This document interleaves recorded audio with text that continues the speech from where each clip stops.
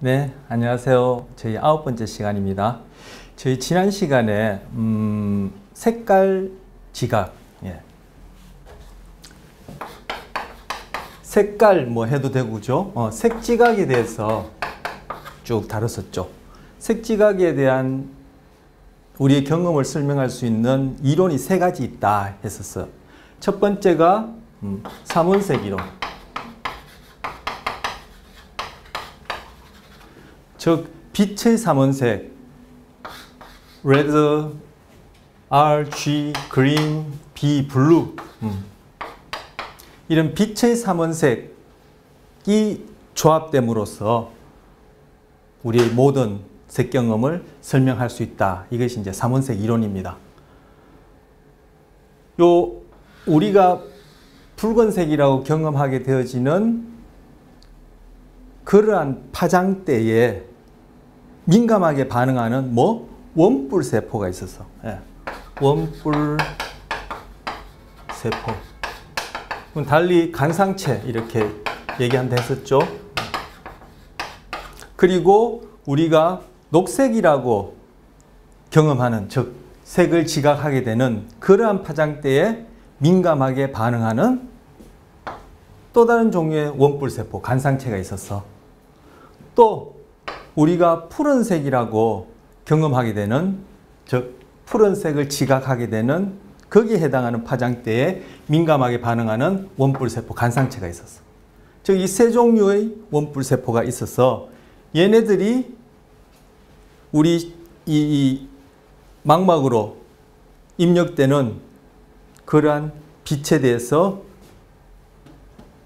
어느 만큼 반응하느냐, 즉 상대적인 반응률, 즉 proportion이라고 얘기할 수도 있겠죠. 그래서 상대적인 반응률이 다 계산되어서 우리는 빨주노초, 소위 빨주노초 파남보라는 모든 색깔을 지각하게 된다. 이것이 삼원색이래요. 그 세 가지 근원이 되어진 색을 가지고 우리는 색지각을 경험하게 된다. 삼원색 이론이죠. 자, 이거 원뿔세포 가상체는 어디에 있죠? 시각계, 시각 시스템 중에 어디 있죠? 눈으로부터 시작해서 우리가 배운 건 지금 후디옵의 1차 시각 피지까지 배웠지 않습니까? 이게 이제 시각 시스템인데 그 중에 얘네들이 위치하는 곳은 어디죠? 바로 망막이죠. 망막. 얘는 이 삼원색 이론은 망막상에 있는 이 빛에 민감한 광수용기 중에 그 중에 지금 원뿔세포, 간상체 세포들의 반응 특성을 가지고 설명할 수 있는 삼원색 이론이죠. 얘들은 이제 망막에 위치하는 세포들이요. 그다음에 두 번째가 대립 과정 이론이라는 게 있었어요. 이론. 이건 좀 이렇게 지워야 되겠어. 요건 어떤 현상을 설명할 수 있었죠? 삼원색 이론만으로는 설명할 수 없는 현상이 있었단 말이에요. 그게 무슨 현상이냐면은 색깔을 이렇게 쳐다보고 난 다음에 한참 쳐다보고 난 다음에 흰 종이를 보거나 흰 벽을 보게 되면은 그 색에 대한 보색을 경험하는 잔상이 일어난다. 그래서 영어로는 네거티브 컬러 컬러리 되려고 하네요. 컬러 에프트 이미지, 네거티브 컬러 애프터 이미지에서 부적 색채 잔상 이렇게 그죠? 애프터 이미지가 잔상이란 뜻이고 그죠? 이제 네거티브 컬러를 부적 색채 잔상 이렇게 얘기해요. 자, 이거 밑에 이게 원어는 지우겠습니다. 근데 이걸 흔히 그죠? 부적 색채 잔상 이렇게도 얘기하고 아니면 보색 잔상. 우리가 잔상을 경험할 때 그때 경험하는 색깔이 실제 우리가 이렇게 노출되었던 그 색깔에 대한 보색을 경험한다 해서 보색 잔상 또는 부적 색채 잔상이라 그래요. 우리 그때 제가 여러분한테 한번 해보시라고 해서 이렇게 보여드린 거 해보셨으면 저희가 길게 설명할 필요 없죠. 당장 이제 경험하실 수 있게 되는데 그 흰 종이나 흰 벽을 봤을 때 경험하게 되는 그러한 색깔 경험, 색지각 경험은 삼원색 이론은 설명할 수가 없어요. 그래서 그러한 현상을 분명히 우리가 경험하는 색지각인데 그것을 설명할 수 있는 것이 대립과정 이론이라고 이름을 붙인 거예요.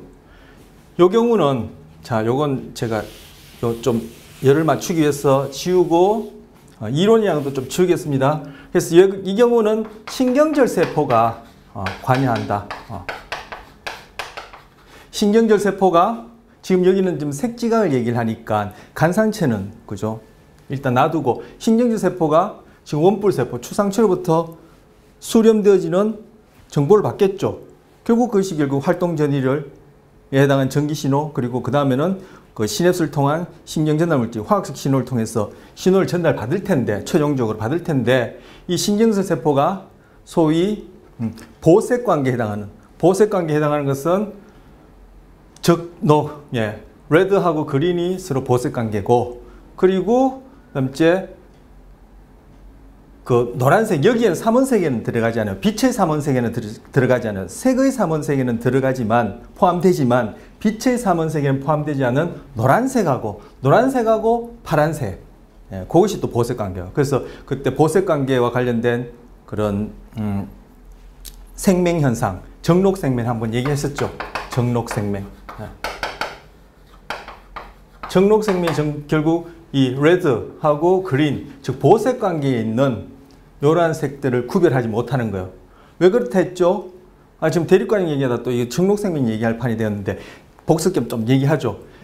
지금 이 붉다고 우리가 경험하게 되어지는 그러한 파장대에 민감하게 반응하는 원뿔세포와 우리가 녹색이라고 경험하게 되어지는 그런 파장대에 민감한 원뿔세포 사이에 그 파장대에 민감하게 반응하는 특성의 단백질이 별개로 차별되어지게 만들어져야 되는데 그 단백질을 만드는 유전자상의 문제로 그 두 개가 차별 없이 동일한 단백질이 만들어진단 말이에요. 그러면은 그 원뿔 세포들은 그죠 뭐 붉다고 우리가 경험하는 파장대나 녹색이라고 경험하는 그 파장대에 대해서 동일하게 반응하니까 결국 적색, 녹색에 대해서는 구별하지 못한 정록생명이 생긴다. 즉 정록생명을 그러해서 금방 말씀드린 그러한 이유로 원인으로 생긴다 그렇게 말씀드렸었어.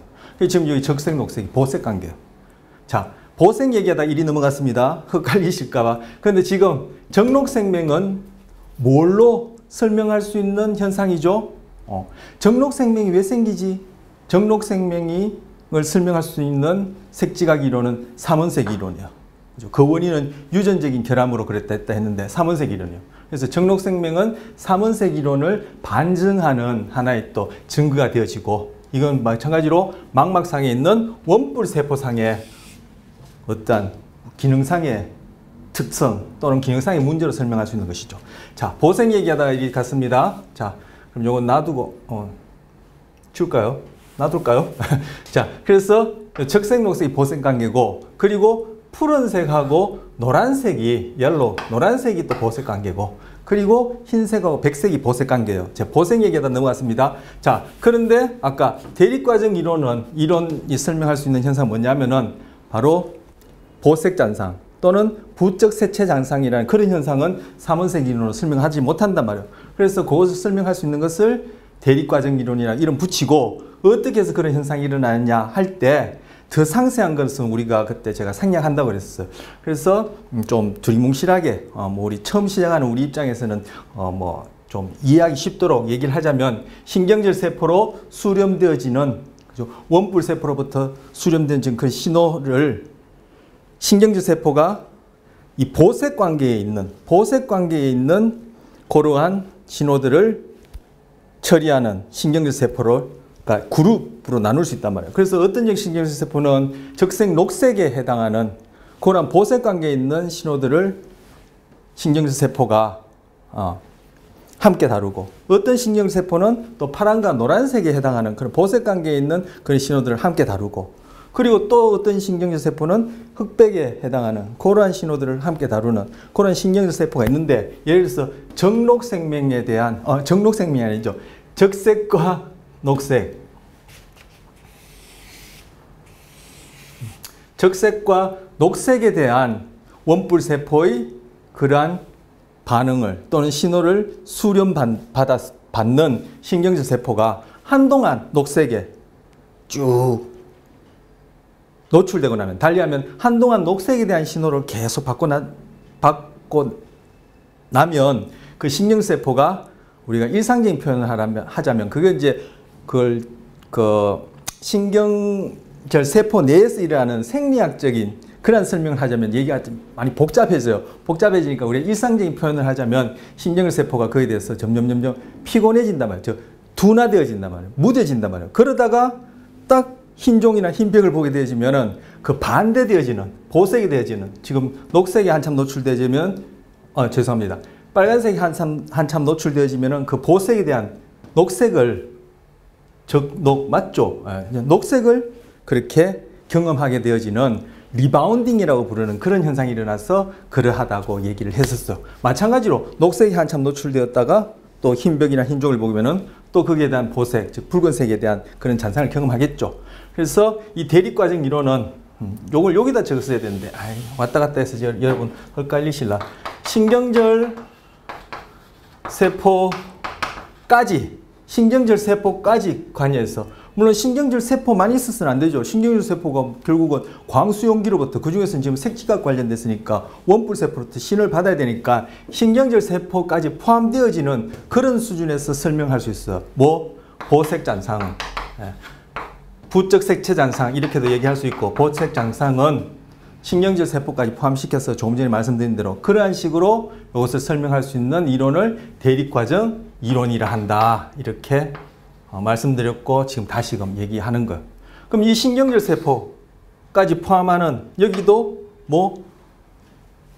망막 수준에서 일어나는 그러한 생리적인 반응, 특성을 가지고 설명할 수 있는 색지각 이론이죠. 나머지 하나가 뭐였죠? 레티넥스 이론이 있었어요. 레티넥스 이론은 이 레티넥스 이론 할 때 레티넥스는 레티넥스인데 레틴까지는 레티나라는 단어에서 따왔고, 레티나는 뭐죠? 망막이고, 그리고 넥스 할 때 X는 뭐죠? 콜텍스는 바로 대뇌 피질을 얘기를 한다. 대뇌 피질. 그래서 요 X 따와서 만든 단어다. 그래서 망막상에서 일어나는 그러한 반응과 대뇌 피질에서 일어나는 그런 생리적 반응 또는 특성, 신호 처리가 함께 작용해야지만이, 즉 여기는 대뇌 피질까지 다 고려해야지만이 이 이론은, 달리면 대뇌 피질까지 관여된 그러한 경우에 일어나는 색지각 현상이다. 이렇게 해서 붙인 이름이요. 물론 3원색 이론이나 대립과정 이론이 뇌는 없고 또는 1차 시각 피질은 망가졌고 아니면 1차 시각 피질로 가는 중간경으로 망가졌고 단지 망막만 있다고 해서 이것이 가능한 건 아니에요. 그죠? 지금 원뿔세포 수준, 망막에 있는 원뿔세포 수준에서 설명할 수 있는 현상, 색지각 현상, 3원색 이론, 또 신경절 세포까지 포함해서 어쨌든 신경절까지 포함했지만 망막 수준에서 일어나는 그러한 신호 처리로 설명할 수 있는 색지각 현상, 대립과정 이론이라고 해서, 그죠? 뇌가 필요 없이 아니면 눈으로부터 뇌로 신호를 전달하는 그 중간 과정은 다 망가지고 없어도 망막만 있으면은 3원색 이론으로 설명할 수 있는 색지각, 대립과정 이론으로 설명할 수 있는 색지각, 색경험을 할 수 있다든지 가능하다는 그런 뜻은 결코 아닙니다. 예. 그래서 이 두 가지는 망막 수준에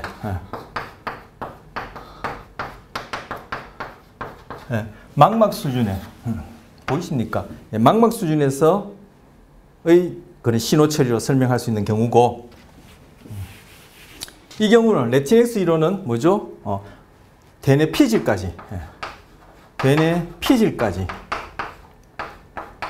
이때는 우리가 배웠던 1차 시각 피질은 물론이고 그 이상 우리는 2차, 3차, 4차, 5차 이런 것들을 아직까지 살펴보지 않았고 앞으로 이후에 관련된 부분만 보겠지만 거기까지 또 그 1차 시각 피질 넘어서까지도 관여한다. 그래서 여기서 이제 대뇌 피질 또는 뭐 시각과 관련된 피질 이렇게 얘기할 수 있겠죠. 그래서 1차 시각 피질 넘어서까지도 그런 피질에서 일어나는 신호 처리가 관여해서 설명할 수 있는 그러한 색지각 현상을 설명한 이론이 렉티넥스 이론이다. 이렇게 얘기할 수 있어요. 자, 그래서 요거는 금방 적었다가 제가 여기 너무 가장자리에서 혹시 안 보이실까 싶어서 여기 다시 적으면 망막 수준에서 설명할 수 있다. 이거 또 한 번 얘기합니다. 망막 수준에서 설명할 수 있다고 해서 망막만 있다고 해서 원뿔 세포만 있다고 해서 신경절 세포만 있다고 해서 삼원색 이론이 대립과정 이론이 설명할 수 있는 색지각을 색경험을 할 수 있다. 이건 결코 아니라 했죠. 자, 그리고 레티넥스 이론은 뭐 이제 망막을 넘어서 그죠? 대뇌 피질까지 다 고려되어지는 또 대뇌 피질에서 일어나는 그런 신호철까지 다 관여해서 경험하게 되지는 색지각을 설명하는 이론이 레티넥스 이론이다. 이렇게 얘기할 수 있는 겁니다. 자, 그래서 아까 말씀드렸지만 삼원색 이론은 원뿔세포, 그리고 대립과정 이론은 원뿔세포를 포함한 신경절 세포까지 고려, 그리고 레티넥스 이론은 망막에 있는 이러한 원뿔세포, 신경절 세포뿐만 아니라 1차 시각 피질 뿐만 아니라 그 넘어서까지도 처리가 필요한 그러한 색깔 경험, 색지각을 설명하는 이론이다. 이렇게 얘기할 수 있는 겁니다. 할 수 있는 것이 아니라 이제 그렇습니다. 자, 그런데 지금 삼원색 이론은 이제 삼원색 얘기했고요. 그리고 그에 대한 반정으로 정록생명 있고, 정록생명 아까 지워버렸는데 정록생명이 그런 반정이 될 테고, 또 파란색과 노란색에 대한 생명도 있죠. 왜? 보색에 대한 생명들이 정록생명, 그리고 파란색, 노란색, 흰색, 검정색 이 세 개가 보색 관계인데 그 각각에 대한 생명들이 있는데 정록생명이 가장 흔하게 발견되어진다 라고 말씀드린 적이 있나요? 정록생명이 가장 흔하게 이제 발견되어지는 겁니다. 집니다. 근데 요런 것들들 다 보색 관계에 있는 색깔들 구별하지 못하는 요런 경우는 바로 삼원색 이론을 반증하는 경우가 되어지고, 그리고 보색 잔상 또는 부적 색채 잔상 바로 대립 과정으로만 설명할 수 있는 삼원색 이론은 설명할 수 없는 그러한 색깔 경험이다. 그리고 레티넥스 이론과 관련해서는 우리가 지난 시간에 본 것이 뭐냐 하면은 한번 보죠.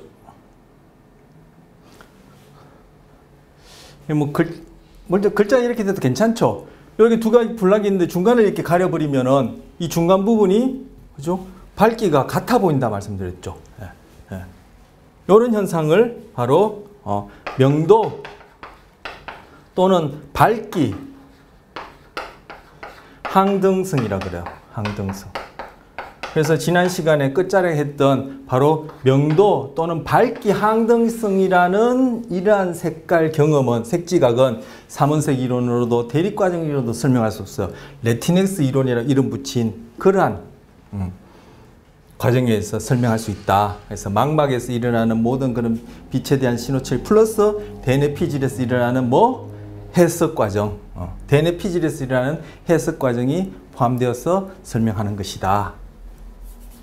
그렇게 정리할 수 있어요. 자, 이걸 지난 시간에 했었죠. 그리고 이것이 어떤 의미까지도 이렇게 연결되어서 얘기할 수 있겠다 이런 얘기는 했었고, 오늘 또 그런 유사한 얘기를 할 거니까 그 부분에 대한 보충 설명은 이후에 또 좀 더 되어질 겁니다.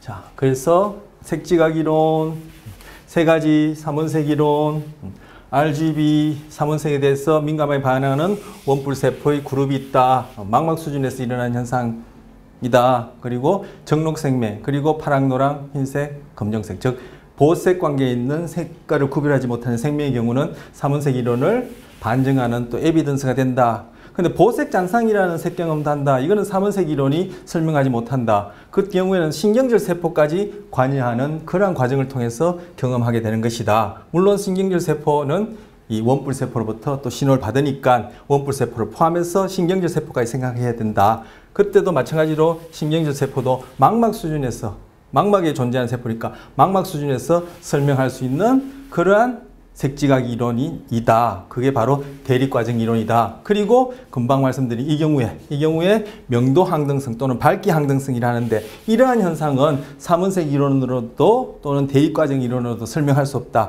이 경우는 대뇌 피질까지 고려해서 대뇌 피질에서 일어나는 그러한 신호 처리까지 포함해서 생각해야지만 설명할 수 있는 우리 색깔 경험이다. 색깔 경험에 대한 이론이다. 이 경우에 이제 대뇌 피질이 망막으로부터 시작해서 쭉 들어온 신호들, 그리고 대뇌 피질, 1차 시각 피질 포함하고 그 넘어서까지 관여하는 대뇌 피질이 해석을 하게 되어진다. 색깔 경험에 대해서 해석을 하게 되어져서 우리가 그런 색지각을 하게 된다. 그렇게 금방 말씀드렸고, 이러한 이론을 레티넥스 이론이다. 이렇게 말씀드렸었어. 이게 지난 시간까지 한 내용이에요. 간단하게 정리하려고 했는데 뭐 간단하게 제가 안 끝나네요. 자, 그래서 오늘 새로운 얘기는 새로운 그림이지만 새로운 얘기 아니에요. 조금 전에 봤던, 여러분이 자료 갖고 계신 분들은 뭐 보면 그 타이틀이 바뀌지 않아서 뭐 짐작하시겠지만 이것 또한 금방 레티넥스 이론으로 설명할 수 있는 지각 경험이요. 자, 여기 보시면 여기 동영상으로 보시는 분 뭐 보이시는지 모르겠지만 여기 격자무늬, 그죠? 밝고 어두운 바둑판들, 체스판처럼 생겼나요?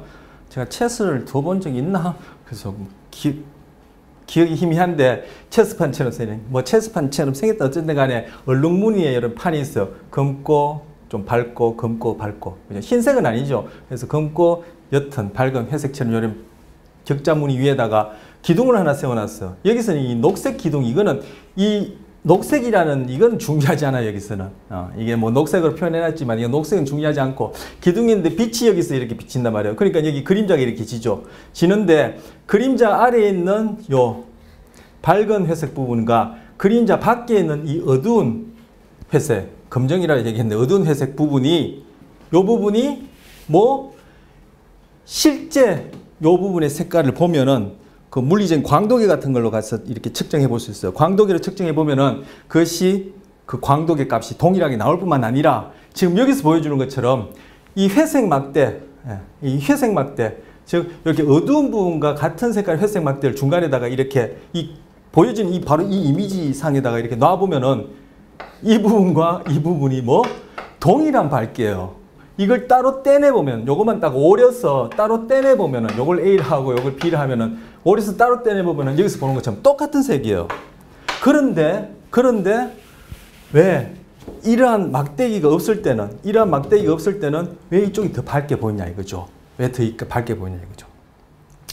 이 두 개가 분명히 같은 색, 같은 광도의 값을 보여주는 것인데, 그림자 밑에 있다면은 그림자 밑에 있는데 물리적으로는 우리 눈에 들어오는 물리적인 자극값은 동일하단 말이에요. 그런데 그림자 밑에 있는데 얘가 얘만큼 그렇게 빛을 반사한다면 이 경우에도 명도가 되겠죠.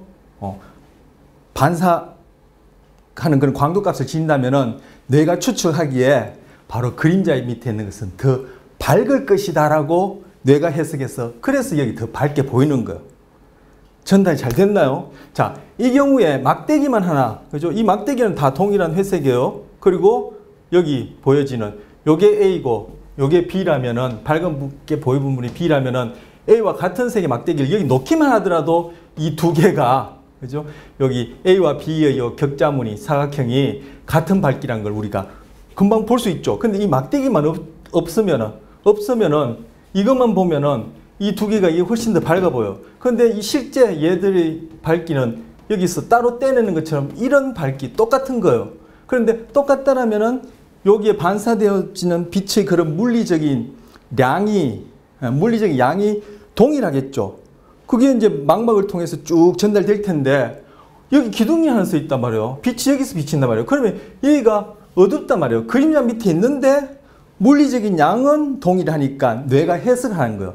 아, 이게 물리적인 양이 동일한데 기둥 밑에 있으니까 이 부분은 더 밝은 것이 틀림없을 거야 라고 뇌가 그렇게 해석하는 거예요. 그런데 이 막대기만 딱 갖다 놓더라도 이게 동일하다는 걸 알 수 있죠. 왜? 이 막대기라는 이런 것이 또 다른 어떤 맥락을 형성하니까. 여기서는 그림자라는 것이 그림자가 이런 상황에서, 그죠?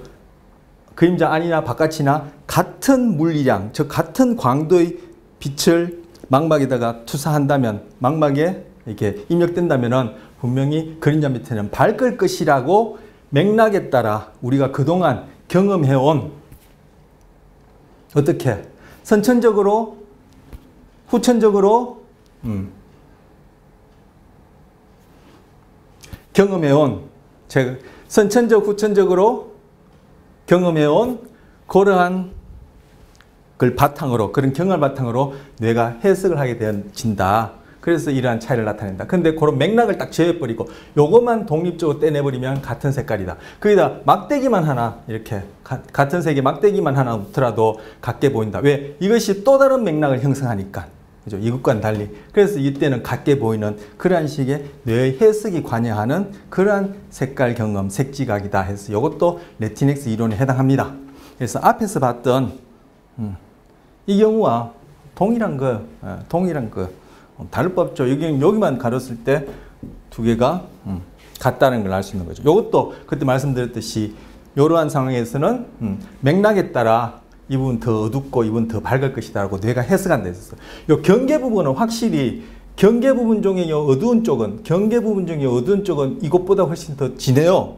그리고 이 경계 부분 중에 밝은 쪽은 이쪽이 이쪽보다 더 밝아요. 그래서 이쪽이 밝고 어둡게 보이는 것은 실제로 그래요. 근데 이 두 부위가 딱 그렇게 대립을 이루니까, 그죠? 컨트라스트가 되어지니까 이거는 뭐예요? 형태상 한 덩어리로, 이거는 형태상 한 덩어리로, 우리는 그렇게 형태와 지금 색깔을 같이 하나로 지각하는 중에 색깔도, 아, 이게 한 덩어리라면은 이쪽이 이쪽보다 밝으니까 이쪽도 당연히 이만큼 어두울 거야. 즉 여기보다 어두울 거야. 또 이쪽이 이쪽보다 확실히 밝으니까 이게 한 덩어리니까 이쪽은 이쪽보다 밝아. 그러면 요 부분만큼 밝을 거야. 즉 이쪽보다 밝을 거야. 이렇게 내가 해석을 하는데 딱 가려버리면 중간이, 그죠? 이런 대비되는 부분만 없으면은 요 중간이 같은 것이라는 걸 알 수 있죠. 이 경우나 다 뭐예요? 우리는 이 경우엔 색깔이나 형태나 우린 시각을 하고 있지만 시각뿐만 아니라 모든 감각에 대해서도, 그죠? 그 자극만 외따로 우리가 경험하는 것이 아니라, 그죠? 그 자극이 처한 여러 가지 상황들을 다 고려해서 뇌가 해석을 해서 우리는 경험하게 된다. 우린 지금 색지각과 관련해서만 얘기를 하지만 그 원리는 공이 뇌의 어떠한 감각 처리가 되었든 어떠한 수준의 처리가 되었든 다 적용되어지는 것이다. 무의식적으로든 의식적으로든 적용되어진 것이다. 이렇게 얘기할 수 있어요. 자, 무의식, 앞에서도 무의식 얘기를 많이 했었는데요. 지금 잠깐 무의식과 관련해서 단어를 좀 제가 달리 한번 소개해 보겠어요. 무의식 대신 이제 비의식이라고 얘기해요. 뇌과학에서는 무의식이라는 말을 쓰기보다는 비의식이라는 말을 쓰길 좋아해요. 무의식은 unconsciousness 라고 얘기하고, 비의식은 non-consciousness 이렇게 얘기를 하는데, 왜 비의식, non-consciousness나 non-conscious를 쓰냐 하면은 프로이드에 대한 무의식이 워낙 유명하기 때문에, 그죠? 이렇게 무의식 하면 다 누구나 일반인도 프로이드에 떠올릴 만큼, 그죠? 소위 뭐 심리나 뭐 뇌나 뭐 이런 그 마음의 문제에 관한 것에 대해서 이렇게 들어본 경험이 있거나 관심 있는 사람들은 무의식 하면 프로이드를 떠올리기 쉬운데, 바로 프로이드가 얘기한 그러한 무의식만을 뇌과학에서 얘기하는 것이 아니니까 그걸 구별하기 위해서 뇌과학에서는 무의식을 포함해서 의식 이전 수준에서 일어나는 그런 전 과정을 비의식에서 non-consciousness라 불러요. 지금 금방 말씀드린, 그죠? 우리가 경험하는 자극이 시각이 되었든 무엇이 되었든 모든 감각에 대해서 우리가 그것들을 지각할 때, 경험할 때, 처리할 때 그것이 무의식적인, 제가 또 말씀드려놓고 또 제가 실수하네요. 비의식적인 수준에서도 그렇고, 그죠? 그것이 의식화되어지는 그런 과정에 있어서도 그렇고, 바로 이러한 그 자극만 외따로 우리가 경험하는 것이 아니라 그 자극과 관련된 주의 맥락을 함께 고려해서 뇌가 자동적으로 그렇게 해석하게 된다, 지각하게 된다, 경험하게 된다. 이렇게 말씀드릴 수 있고, 우리는 지금 시각과 관련해서, 그 중에서도 지금 색지각 관련해서 그러한 원리를 보고 있는 것이에요. 그러한 자극 대상이 이러한 색깔이든 어떤 물체든 현상이든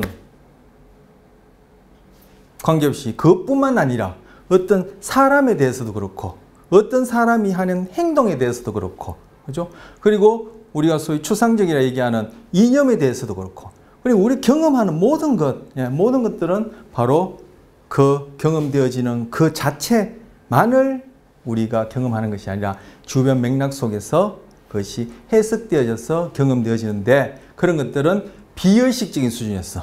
제가 비의식 강조해놓고 또 자꾸 무라는 말이 나올 것 같은데, 우리가 굳이 뇌에 관한 얘기를 하니까 좀 이렇게 전문적인 용어를 사용해서 비의식이라고 얘기하는 게 좋겠고, 무의식이라고 이렇게 구별 없이 쓰는 그런 책들도 있으니까 무의식 하더라도 큰 문제는 없어. 자, 그래서 비의식적인 그런 과정을 통해서 그러한 해석 과정이 어떻게 내추럴하게 또는 nurture란 말이 있나요?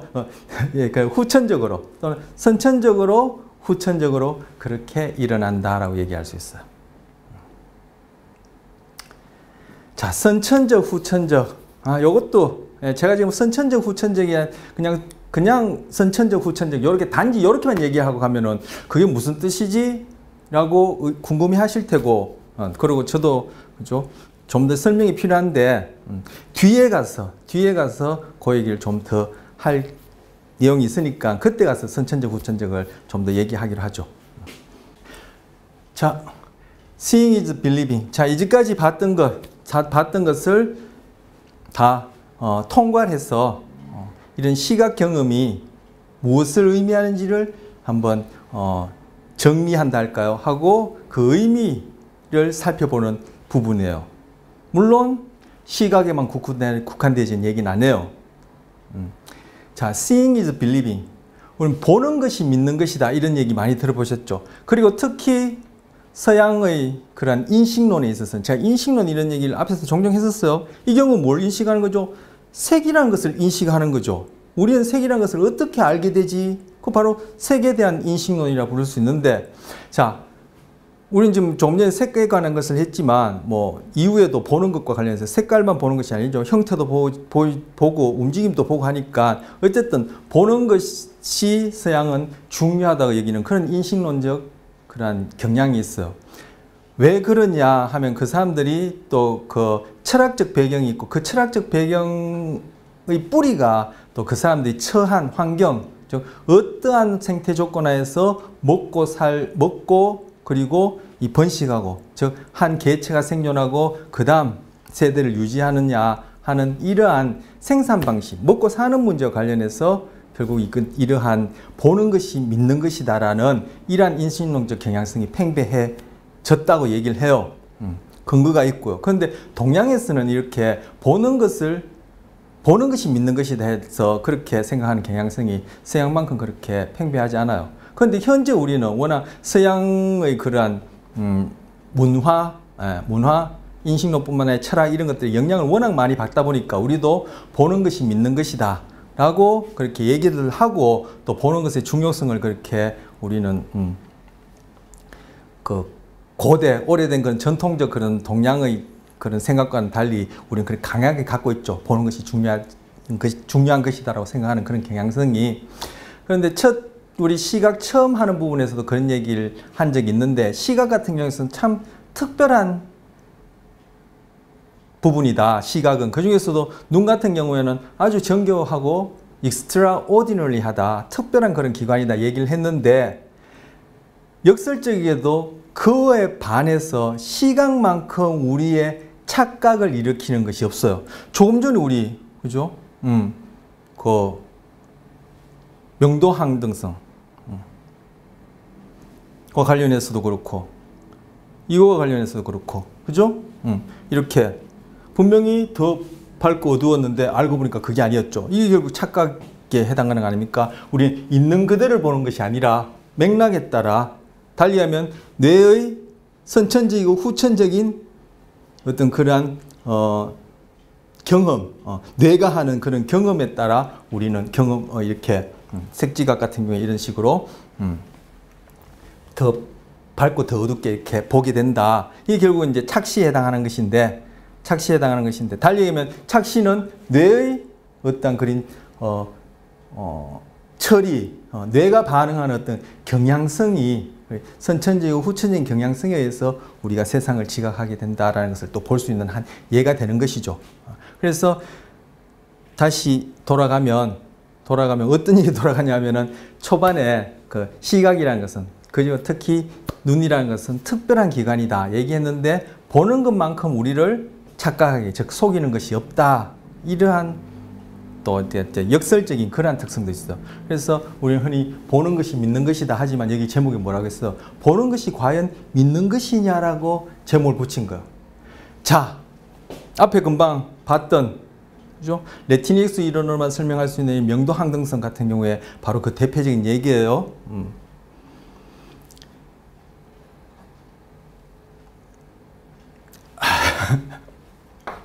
우리가 좀 전에 봤던 건 명도 항등성인데 색채에 대해서도 그런 현상이 있어요. 제가 예로는 색채를 보여드리진 않았어요. 이것만 보여드렸는데 색채에 대해서도, 즉 색깔에 대해서도 그런 항등성, 즉 주위 맥락에 따라, 그죠? 실제 그 소위 색이라고 얘기하는 그런 파장대에 해당하는 그러한 색 경험을 하는 것이 아니라 주위 맥락에 따라 그 소위 색이라고 하는 그 대상의 색깔이 달리 보여지는 것, 그건 이제 색채 항등성이죠. 조금 전에 봤던 명도 항등성과 동일한데 색채에 대해서 그렇게 적용할 수 있는 그러한 현상들이 있고, 크기 항등성도 있고 그래요.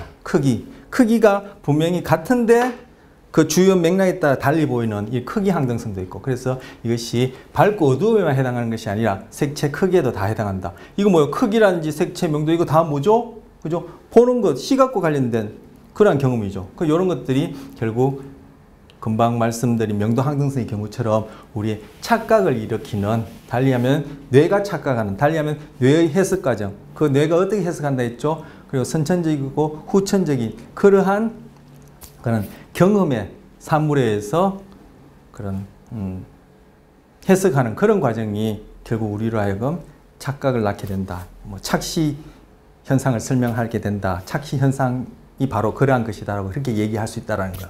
그래서 지금 여기서 seeing is believing, 이것은 정말 보는 것이 믿는 것이냐 이렇게 얘기할 수 있느냐고 반문하는 거죠. 자, 여기 예측이라 넣어놨는데 우리 활동 전이에 대해서 배우고, 그리고 시냅스에 대해서 배우고 난 다음에 신경계의 기능이라고 해서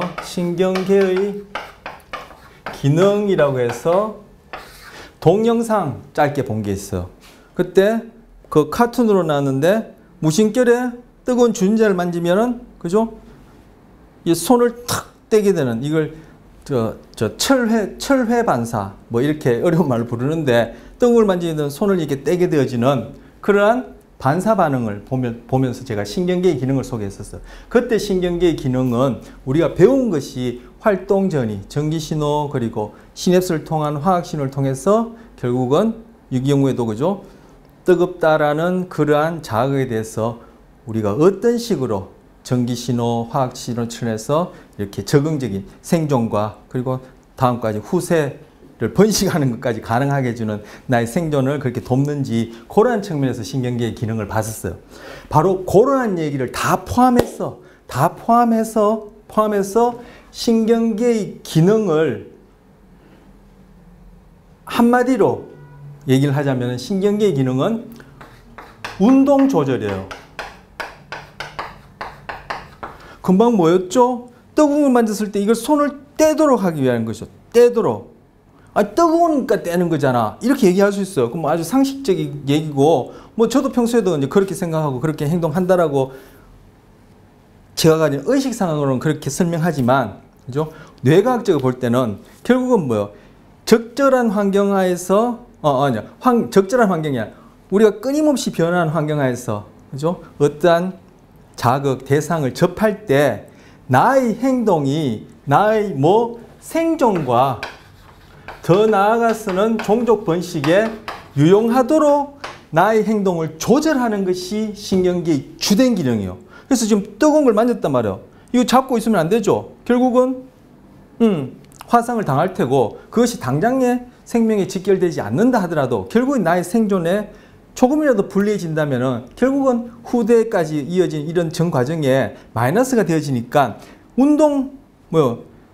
변화한 환경, 즉 뜨겁다는 것에 내 몸이 노출됨으로써 내 생존과 번식까지 이어지는 이러한 적응적인 행동을 조절하기 위해서 신경계 기능이 있다라고 얘기할 수 있고, 그때 뜨겁다라는 것은 뭐예요? 결국 뜨거운 자국에 우리 손이 닿았을 때 쭉 그 뜨거움에 대한, 즉 통증 자극이 될 텐데 뜨거움에 대한 그 정보가 들어와서 결국 척수나 더 나아가서 뇌까지 처리된 이유는 바로 운동 조절을 더 정교하게 해주기 위한 거예요. 그래서 뜨거운 걸 만지면 손을 떼는 운동이 튀어나오는 건 당연하지만, 그죠? 결국 이 감각이라는 것도 결국은 운동 조절을 위해서 있는 거예요. 그래서 감각이 정교할수록 우리는 생존과 번식을 위한 운동 조절을 더 융통성 있게 잘 할 수 있는 거죠. 그래서 신경계의 주된 기능은 운동 조절이에요. 그 운동 조절을 잘 하기 위해서 감각이 있는 거예요. 시각, 후각, 청각이 있는 거예요. 다른 동물 같은 경우에는 우리만큼의 어떤 상응하는 그런 감각이나 또 정교한 그런 감각은 없더라도 어쨌든 그 녀석들이 화학적인 감각에 의존해 있던, 그죠? 아니면 우리처럼 이렇게 물리적인 빛이나 소리처럼 이러한 감각까지 포함하고 있던 간에 바로 신경계의 기능이라는 것은 그 유기체가 생존과 번식에 유용한 운동을 조절하기 위해서 있는 것인데, 바로 감각이라는 것도 우리 이 경우에 이제 시각을 지금 보고 있는데, 감각이라는 것은 바로 그 운동을 좀 더 적응적으로 조절하기 위해서 있는 것이에요. 그래서 신경계의 기능은 운동 조절을 위한 거예요. 그 운동 조절이 어떻게 되는지를 바로 우리 신경계의 기능이라는 이름으로 처음에 동영상 볼 때 뜨거운 걸 만지면 그것이 우리가 배웠던 거기까지 내용은 활동전이, 그리고 시냅스니까 활동전이 전기신호, 시냅스 통한 화학신호 이런 걸 통해서 결국 손을 떼게 되는 이런 반사 반응이 가능해진다라는 이름으로 신경계 기능을 봤던 거. 그때는 활동전이와 시냅스에 포커해서 얘기한 것이고, 지금 활동전이나 시냅스를 통한 그런 신호 전달이 결국은 궁극적으로 하는 것이 개체의 생존과 번식을 위한 운동이고, 바로 그러한 운동 조절을 더 정교하게끔 만들어주는 것이, 즉 생존과 번식에 더 유용하게끔 만들어주는 것이 감각이다. 이렇게 얘기를 할 수 있어요. 그렇다면 바로 이 신경계에서 일어나는 모든 일들은 뭐다? 바로 내가 처한 환경에 적절한 운동을 할 수 있도록 예측해 주는 것이다. 이렇게 얘기할 수 있어요. 그래서 지각은 다 예측 또는 여기다 시스템이라는 말을 붙이기도 하는데, 지각은 예측 시스템이라는 거예요. 지각. 왜 지각하죠? 지금 우리 주변에서는 내 몸에 대한 지각도 그렇고, 감각, 지각 구별하십니까? 감각은 물리적인 수준에서 일어나는 자극에 대한 우리의 반응이라 얘기할 수 있고요.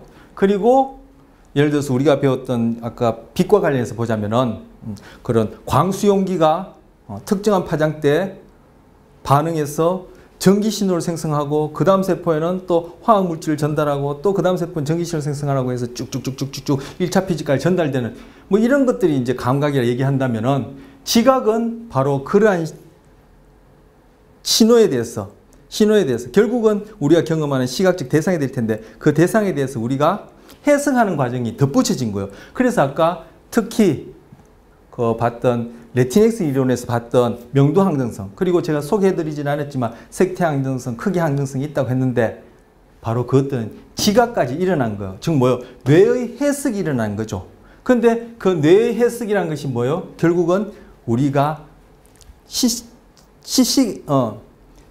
매 순간, 그죠? 각양각색으로 경험하는 이 환경에 내 내부의 근육이든 이 뼈에 붙어있는 근육이든, 즉 달리하면 내 안팎의 이 몸뚱아리가 잘 움직일 수 있도록, 잘 반응할 수 있도록 끊임없이 그러한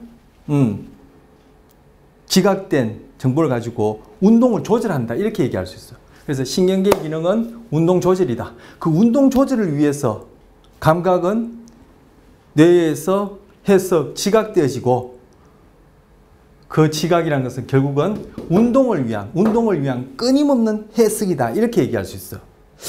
잘 전달되었는지 모르겠네요. 제가 여러 번 반복하지 않고 한마디로 그냥 깔끔하게 딱 전달해드리면 참 좋겠는데 제가 그런 능력이 없는 것 같아요. 없는 것 같아요. 그래서 뭐 잘 전달됐길 바라고 다시 또 반복하면 너무 또 뭐 혼란스러울 수 있으니까 그래서 예측이다. 무엇을 위한 예측이냐? 운동을 위한 예측이다. 왜? 그 운동은 왜 필요하냐? 생존과 번식을 위한 것이다. 그럼 예측은 달리 이게 뭐냐? 바로 지각 그 자체다. 그 지각은 뭐냐? 감각을 통해서 일어나는 것이다. 그래서 아까 뭐요? 감각이란 것도 운동 조절을 위한 것이다. 이렇게 얘기할 수 있는 거예요. 그래서 지금 이제 예측이란 단어를 또 넣은 거예요. 자, 오늘 지금 요 슬라이드 관련해서 운동 얘기하고 감각 얘기하고, 감각은 운동 조절을 위한 것이다. 운동은 생존과 번식을 위한 것이다.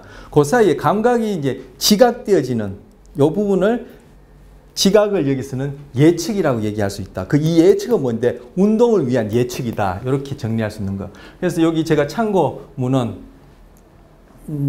내서 따온 건데, 뇌는 환경과 몸 상태를, 제가 조금 전에 말씀드렸는데 여러분 그 놓치셨나요?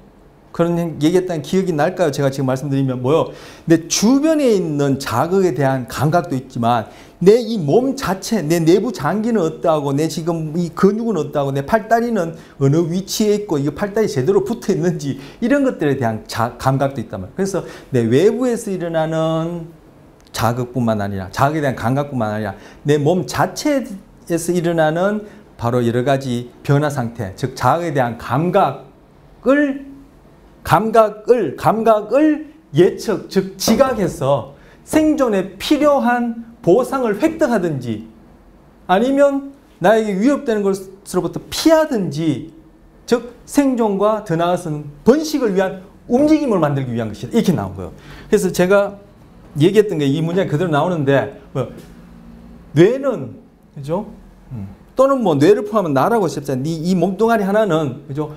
외부에서 주는 환경에서 오는 자극, 그리고 몸 자체에서 난 자극에 대한 감각을 받아들여서 예측을 하는데, 달리면 지각을 하는데, 그것들은 뭐냐면은 내 생존에 필요한 보상, 이 경우에 먹이, 안전 나오죠? 이게 뭐냐면 위험으로부터 피한다는 얘기예요. 그래서 보상을 획득하기 위해서 움직임을 만들어내는 거예요. 그럼 이 움직임의 목적이 뭐죠? 결국은 뭐예요? 먹이, 안전, 짝이라는 게 뭐예요? 여기도 나왔네요. 먹이, 안전, 짝. 내가 생존하고 뭐예요? 번식까지 가능하게 하는, 즉 번식을 위한 움직임이고, 그 움직임은 지각이라는 예측을 통해서 일어나고, 이 예측은 바로 외부 환경과 내 몸 상태에 대한 감각으로부터 출발한다. 그래서 신경계의 기능은 운동을 조절이 주된 목적이다. 그리고 뇌는 매 순간, 뇌는 여기 뇌라고 나 있지 않습니까? 그죠?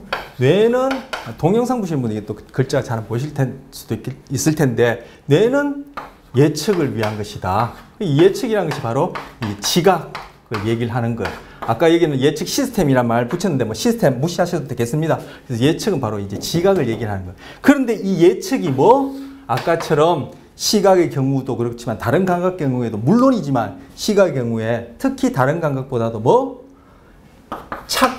착각을 많이 일으킨다. 그래서 시각에서 일어나니까 착각 대신 착시라고 붙여서 얘기를 하고, 그죠? 다른 감각 같은 경우에는 또 다른 식으로 부를 수 있겠죠. 어쨌든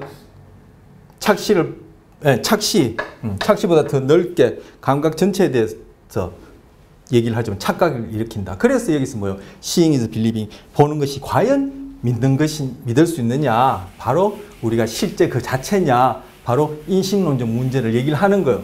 이건 뭐 색깔뿐만 아니라 내 외부 환경뿐만 아니라 내 몸 자체에 대해서도 얘기할 수 있어요. 뒤에 가서 이걸 살펴볼 거예요. 자, 그러면 그러한 예측이 지각. 자, 예측 이퀄 지각입니다. 그러한 예측, 지각은 어떻게 이루어지는데 맹탕이란 말 저희 가족끼리 쓰는 말인가? 아무 끝도 없이 아무런 데이터베이스도 없이 달리하면 아무런 경험도 없이 뇌가 텅 비은 가운데 그러한 예측이 일어날 수 있나요? 그죠? 아까 봤던 그 레티닉스 이론을 설명할 수 있는 명도항등성 두 가지 봤죠? 그 경우에만 하더라도 그죠? 망막 수준에서만 일어나는 감각만으로는 설명할 수 없기 때문에 대뇌피지 관여하는 해석, 즉 그때는 제가 이 단어를 소개하기 전이니까 해석이라 얘기했는데 바로 예측, 이젠 예측, 지각 대신 예측이라는 말을 이제 좀 많이 쓸 거예요. 한동안은 바로 예측이 일어났기 때문에 명도항등성이라는 그러한 현상을 경험하게 되었죠. 무엇을 가지고 예측했죠? 바로 그림자가 있는 경우에는 그림자의 밖에 있는 것과 어떠어떠하다라는 이러한 경험에 의해서 그러한 경험, 즉 데이터베이스는 어떻게 이루어졌지? 바로 선천적, 후천적 환경. 제가 아까 선천, 후천의 말은 뒤에 가서 나온다는데 바로 이 부분에서 얘기를 하려고 한 것이고 이 뒤에 가서 또 얘기할 거예요. 선천적, 후천적 환경으로부터 즉 선천적, 후천적 환경이나 선천적, 후천적 경험이나 다르지 않은 의미상. 그래서 선천적, 후천적 환경 또는 선천적, 후천적 경험으로부터 뇌가 우리가 봤던 그런 명도항성 등 경우에 아니 그것뿐만 아니라 우리가 경험하는 모든 그러한 자극에 대해서 내 외부에 있는 것뿐만 아니라 내 몸에 대해서도 그러한 경험을 바탕으로 달리하면 데이터베이스를 바탕으로 이러한 예측을 하게 된다는 거. 바로 그러한 경험, 즉 데이터베이스를 여기서는 구성이라고 얘기를 하는 거예요. 자, 뇌는 내 몸에 대한 것이든 내 외부에 대한 것이든 감각되어지는 것에 대해서 예측한다. 자, 예측은 지각이라 했어요. 예측한다. 근데 그 예측은 무엇을 근거로 하지? 바로 뇌가 갖고 있는 선천적, 후천적 경험하에서 컨스트럭션, 구성을 통해서 예측한다. 그렇기 때문에 그 구성이 실제와 달리 일어난다면은 착시가 되어지고 착각이 되어진다. 시각 같은 경우에 이제 착시라 부를 수 있다. 아까 말씀드렸어요. 자, 어떻게 뇌는 구성하는데? 부족한 정보가 있거나 다른 뇌는 다른 가정을 하고 그리고 다른 결론을 낸다. 자, 부족한 정보가 있거나 할 때 뇌는 선천적 후천적 경험을 바탕으로 그 부분을 컨스트럭션에서 예측을 해요. 그런 다음에 그 예측에 적합한 행동을 하게 한다 했었어요. 이 부족한 정보와 관련해서 우리가 생각나는 게 뭐죠? 채워넣기 현상이죠. 맹점 부분에 정보가 없어요. 그러니까 어떻게 했죠? 선천적, 후천적 환경 또는 선천적, 후천적 경험에 의해서 그 부분을 컨스트럭션, 구성해서 위에가 막대기니까 밑에도 막대기. 그럼 중간도 막대기라고 예측함으로써 그러한 자극에 대해서 우리가 적절하게 행동하게끔 그렇게 만들어주는 거예요. 그런데 그러한 구성이 종이 달라진다면 분명히 다르겠죠. 우리 그때 시각 같은 경우에 나비나 새우 같은 경우에는 우리와 다른 광수용기를 갖고 있다 했죠. 그러면 걔네들의 신경계 또는 걔네들의 뇌 같은 나비나 새우는 우리에 해당하는 그런 뇌는 없어요. 그죠? 우리 뇌, 척수, 말초신경 이런 식의 오르가나이제이션은 이제 척추동물, 등뼈가 있는 동물의 경우에 이제 그렇게 구별할 수 있는 것이지만 나비나 새우 등 간의 근육들은 우리처럼 뇌, 척수 이렇게 구별되는 그런 오르가나이제이션 조직을 갖고 있지 않지만 분명히 신경계는 갖고 있어. 그렇다면 걔네들의 신경계 안에서 그죠? 구성되어지는 지금 같은 경우는 이제 시각과 관련해서 구성되어지는 그러한 내용들은 당연히 다르겠죠. 또는 같은 종이라 하더라도 저와 여러분 사이에 또는 남자와 여자 사이에 연세 드신 분과 어린이 사이에 저와 어린아이 사이에 아니면 100년 전 사람이랑 1000년 전 사람이랑 저와 아니면 앞으로 100년 전 후 사람이랑 아니면 요즘엔 세대 차이라고 얘기하는데 30년 40년 지나도 그죠? 보고 생각하고 말하는 게 다르다는데 바로 다른 뇌는 또 선천적 후천적 환경 즉 선천적 후천적 다른 경험에 의해서 또 다르게 구성하게 되어지면은 바로 그 구성에 의해서 일어나는 예측은 또 달라질 수 있다는 거. 그러면 그 예측에 의해서 경험하는 내용들은 스스로 다 시시각각일 수 있다면, 그럼 뭐가 실제냐? 이러한 질문이 떠오르는 것이 바로 철학에서 늘 궁구하는 인식론의 주된 문제예요. 주된 문제일 뿐만 아니라 인식론이라는 그러한 철학적 질문을 일으키는 주된 이유가 되어지는 거예요. 자, 그러면 이거 나왔네요. 다른 결론을 내린다는, 다른 결론. 나비가 보는 세상, 새우가 보는 세상, 제가 보는 세상 달라요. 그리고 제가 보는 세상, 여러분이 보는 세상 달라요. 왜? 우리는 선천적으로는 아니지만 후천적인 환경은 미묘하게 다 다르단 말이에요. 그죠? 세대도 다르고, 같은 한반도를 하더라도 지역이 다르고, 그 고향에 따라 문화가 또 상이할 수도 있고, 가정마다 또 조금 다르고, 이런 것들이 선천적으로는 차이가 상대적으로 적지만 후천적으로는 더 차이가 있다, 다양할 수 있기 때문에 그것에 의해서 부족한 정보를 채우는 경우, 맹점에서 채워넣기는 여러분이나 저나, 그죠? 지금 태어나서 갓난쟁이나, 그죠? 연세 드신 분이나, 그건 차이가 없어요. 하지만 그 이외에 다양한 정보들에 의해서 부족한 부분을 채워넣는 그런 구성, 그리고 그분들과 저와 여러분들과 다양한 사람들 간에 다른 뇌를 가졌다면은 그 구성되어지는 것이 달라질 테고, 그러면 다른 결론을 내린다. 그러면 그에 따른 예측도 달라질 수 있다. 이것이 서로들 간에 그러한 어떤 갈등, 편견을 낳고, 그죠? 과연 우리가 경험하는 그러한 대상이 참모습이 뭐냐라는 그런 인식론적 문제를 가져다 주게 되는 거예요. 자, 부족한 정보의 가장 대표적인 예는 채워넣기예요. 근데 채워넣기 말고도 많아요. 많아요.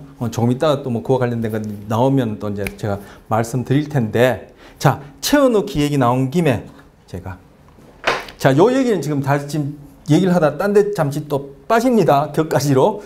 제가 늘 그러지만, 자, 우리 그때 채워넣기 하는 중에 제 기억으로는 이걸 볼까요? 제가 슬라이드 있으니까 빨리 넘어갔어.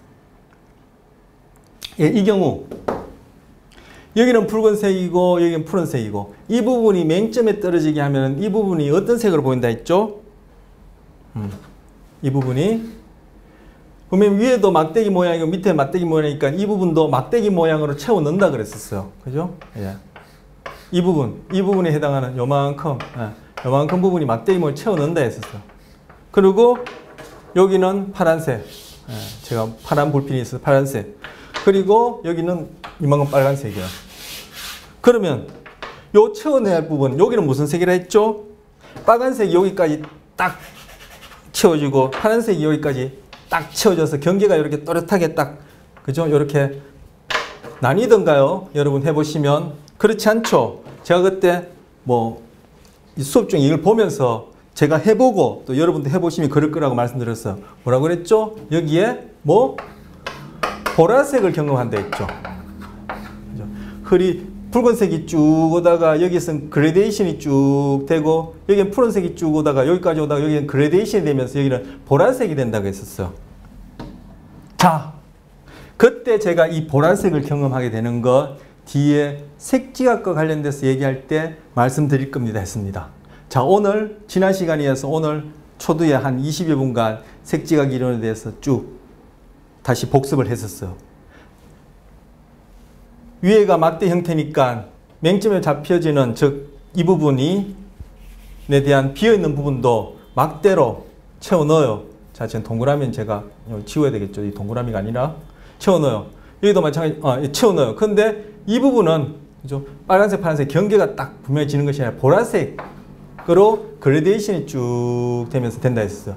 자, 이 부분을 보라색으로 경험하게 되는 지능. 요 지금 막대로 채워넣은 거는 형태, 우리가 보는 것 관련해서 형태 지각이고, 여기 색깔이 보라색 되어지는 것은 보는 것 관련해서 색지각이에요. 이 보라색으로 보여지는 것을 설명할 수 있는 색지각 이론은 무엇입니까? 요것 여러분 또 한번 해보세요. 예.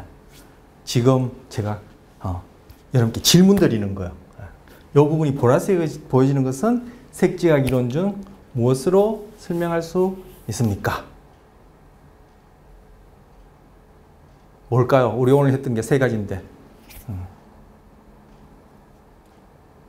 네. 한번 생각해 보시기 바랍니다. 질문 드린 겁니다. 자, 이거 뭐 seeing is believing 하다가 또 엉뚱한 데 갔다 왔습니다. 자, 다시 seeing is believing 가겠습니다. 자, 보는 것이 과연 믿는 것이냐, 보는 것을 과연 믿을 수 있느냐. 우리가 감각하는 것은 지금 이제 시각을 얘기를 하지만 모든 감각하는 것은 하나의 예측이다. 상세한 내용은 여기서 본 환경, 뭐 예측 얘기하고 움직임 얘기하고 그거 다 생존 보상을 위한 것이다. 이런 거 번식을 위한 것이다. 얘기했고요. 그러나 예측은 어떤 식으로 이루어지는데 뇌가 선천적으로 후천적으로 경험한 또는 노출된 환경에서 갖추어진 데이터베이스라 얘기할 수 있는, 그래서 구성되어진다.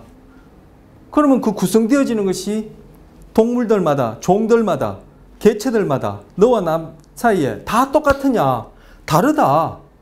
그러면 그 부족한 정보를 채워 넣는 방식도, 그리고 그 뇌가 갖고 있는 데이터베이스도, 경험도 다르니까 구성되어지는 것이 달라지고 그에 따라 다른 결론이 내려진다면 그 예측 또한 다를 수 있다. 그러면 과연 우리는 참 실제란 것을 알 수 있느냐? 이것이 바로 인식론적 문제를 일으키는 주된 이유가 되어진다. 이렇게 말씀드렸고, 부족한 정보 중에 대표적인 예로 채워넣기 있는데, 채워넣기 현상에 있어서는 여러분이나 저나 할아버님이나 어린아이나 그 부분은 차이가 생길 수 있는, 또는 차이가 날 만큼 우리들 뇌의 구성이 다르지 않아요. 왜? 그거는 선천적인 요소, 즉 선천적인 환경에 의해서 구성되어진 그러한 것들이기 때문에 그래요. 자, 다음 슬라이드 보겠습니다. 자, 이제 착시, 뭐 이제까지 우리 뭐 명도항 선생님에서 착시 얘기를 많이 했는데, 착시 이제 구체적으로 보겠습니다. 이 illusion, lose, 이게 럭스, 우리 이제 뭡니까? 이 광도, 럭스로 표현하죠. 이게 럭스, 이게 빛이라는 그런 의미의 단어, 어원이에요.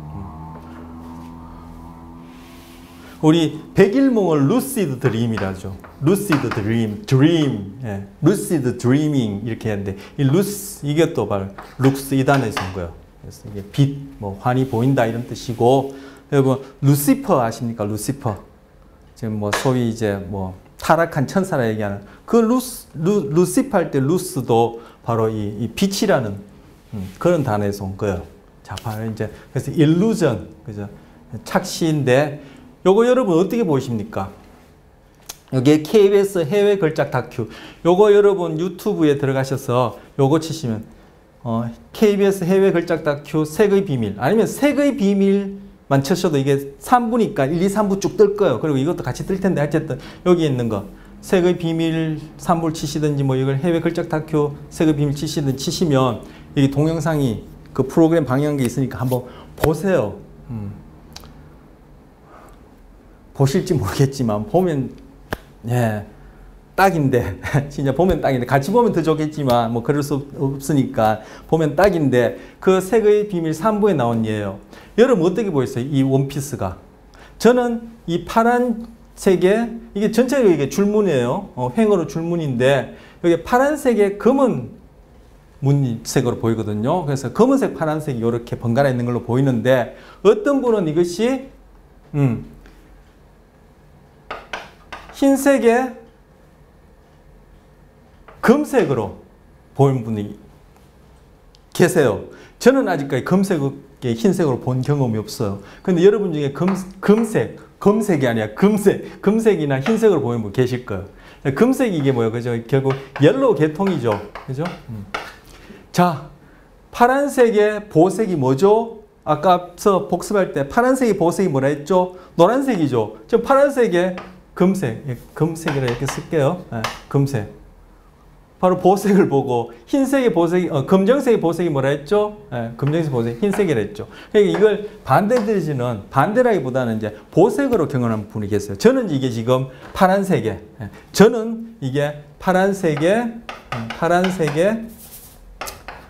파란색에 그리고 이게 검정색으로 보여요. 근데 어떤 분은 여기 흰색에 금색으로 보이는 분 계세요. 즉 보색으로 보인다는 얘기죠. 이게 실내에 조명 아래, 실내 조명 아래에 있는 것처럼 뇌가 예측하게 되어지면은 바로 파란색의 검은색으로 보여요. 저는 이것이 실내에 있다라고 의식적으로 예측하고, 아, 이 실내에 있으니까 요러요러한 맥락을 보니까 여기 실내에 있겠구나라고 의식적으로 그렇게 예측해서 파란색, 검은색을 경험하는 게 아니에요.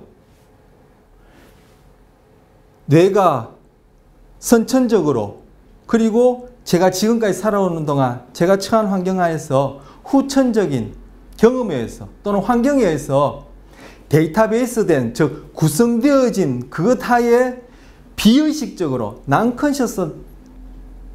난컨셔스하게 비의식적으로 예측해서 이런 경험을 하는 거예요. 근데 어떤 분들은 보색을 경험해요. 그분들은 이 원피스가 태양빛 아래에 있다라고 예측하게 되면 금색과 흰색으로 보여요.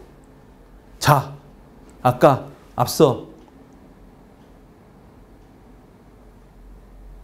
구성이 어떻게 되어진다 했죠? 선천 후천적 환경에 의해서 구성되어지는데 그것이 부족한 정보를 채워넣고, 그리고 뇌가 다르다면 또 다른 가정을 하고, 그렇게 해서 다른 결론을 내게끔 구성되어지고, 그 구성하에서 예측을 하게 된다는. 만약에 이 옷의 색깔이 검색, 흰색으로 보이는 사람이랑 파랗게 검정으로 보이는 저랑 생존과 번식과 관련되어진 어떤 그런 문제에 관련된 판단이라 하면은, 아니면 당장에 돈과 관련된 그런 문제를 하다면은, 아니면 법정에서 유죄냐 무죄냐 이런 거 관련된 문제를 한다면은, 아니면 뭐 이거 뭐 수강하시는 분처럼 성적과 관련된 어떤 그런 판단이나 문제 한다면은 뭐요? 그 둘 사이에는 서로 갈등과 그죠? 분쟁이 있을 수밖에 없어요. 그런데 알고 보니까 바로 금색, 흰색을 경험하는 사람의 선천적, 후천적 경험하에 그 뇌가 어떤 식으로 구성되어 있기 때문에 부족한 부분을 채운다든지 또는 다른 결론을 뭐 비의식적으로 내려서 하게 되어지는 경험이에요. 그러면 이 원피스의 진짜 색깔은 뭐예요?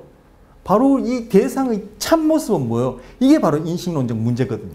근데 저는 이게 아무리 금색, 흰색으로 보고 이게 태양빛에 있다고 아무리 생각하려고 해도, 의식적 생각하려고 해도 이게 파란색, 검정색으로 보이지 금색, 흰색으로는 결코 안 보여요. 왜?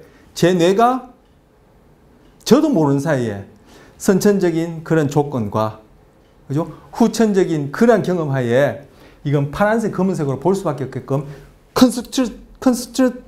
컨스트럭션 구성되어서 저의 이 색에 대한 지각, 즉 예측은 파란, 검정으로 보이는 거예요. 파란, 검정을 지닌 맹수동물이라면 파란, 검정으로 보이는 이것 때문에 전 도망가겠죠. 그런데 다른 사람은 이게 검정, 흰색으로 보이는 애완동물이라면 도망가지 않고 그 동물을 귀여워하겠죠. 결국 뭐예요? 그 예측이 생존, 번식과 관련된 다른 행동을 낳게 되는 거예요. 제가 비유가 적절했는지 모르겠어요. 그걸 또 상세히 풀어서 얘기하자니 시간도 많이 지나고 한데, 만약에 파란, 검정으로 보여지는 어떤 대상은 제가 선천적으로 또는 후천적인 경험에서 나를 해하려고 하는 어떤 맹수다, 나의 위험한 대상이라고 이렇게 연결되어지는 예측이라면 저는 도망을 가든지 죽이려고 할 거예요. 싸우든지. 그런데 어떤 다른 뇌는, 다른 뇌는 이게 금색, 흰색으로 보여지는 것이 자기가 그동안 늘 좋아하고, 그죠? 가까이 하려고 하고 나에게 해를 끼치는 것이 아니라 나의 도움이 되는 어떤 대상이라고 예측하게 된다면 그 사람의 운동, 즉 움직임 조절은 그것들을 가까이 하고 친밀해지려고 하고 이런 행동을 하지 죽이려고 하지 않을 거예요. 즉 구성이 어떻게 되었냐? 선후천에 의해서. 그리고 그것이 어떠한 예측을 낳느냐가, 하나는 공격 행동, 하나는 무슨 행동이라 할까요? 하여튼 이렇게 가까워지는 행동, 이러한 행동상의 차이를 낳는 거예요.